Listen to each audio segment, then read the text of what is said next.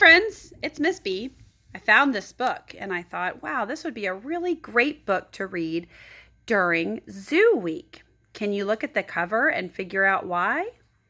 This is an older book, but can you tell where that family on the cover is? It looks like they're at a zoo. But it's also about a verse from the Bible.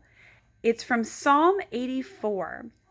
And this is kind of like a story to explain what Psalm 84 says. Verse 3 in the Bible says, "Even the sparrow has found a home, and the swallow has found a nest." Verse 4 says, "The people that live in God's house are very happy. They can always tell how great you are."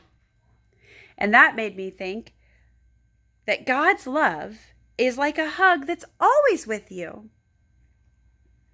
And then I saw this book and I thought, wow, that's so cool. Sometimes I need to be hugged. Sometimes I need a hug too. Sometimes we just need a hug. Let's find out what this is about. Now listen to the author's name.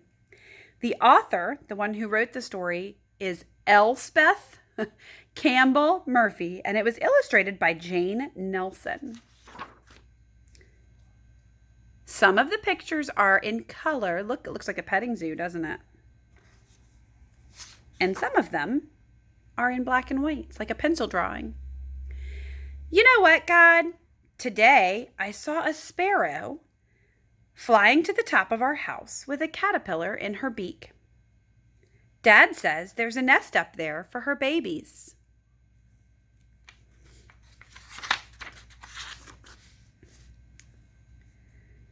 I can hear the babies chirping. They sound as if they're saying, "Mommy, Mommy, Mommy! Daddy, Daddy, Daddy!" They open their mouths as wide as they can, and their mommy and their daddy drop food inside. And at night, when it's dark outside, the baby sparrows snuggle down in the nest under their parents' warm, soft wings and go to sleep.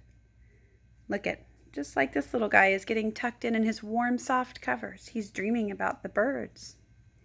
You know what, God? Baby sparrows need to be hugged. And I know that because sometimes I need to be hugged too, especially when things don't go so well. Do you ever feel like that, boys and girls? Do you ever feel like you just need a hug from your mommy or your daddy? This morning I was sure my best friend would be over the measles so he could walk to school with me, but he wasn't. See, he had to stay home again. Measles is kind of an old disease that luckily we don't get very much anymore, but it would make you very sick. It was kind of like chicken pox, if you've ever heard of chicken pox. And I was sure my teacher would pick me for the helper of the day, but she didn't.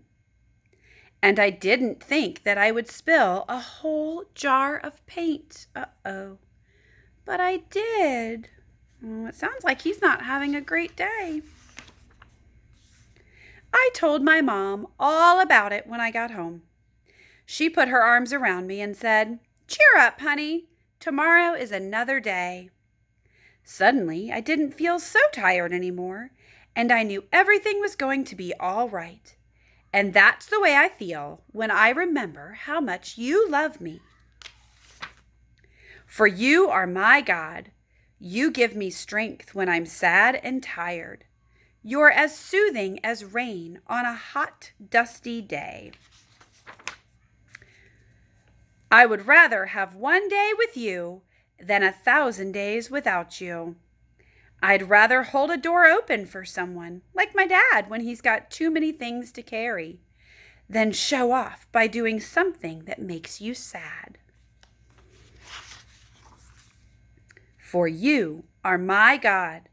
Your love cheers me up like the sun peeking out from behind a cloud. I love that feeling. Your love is all around me to protect me.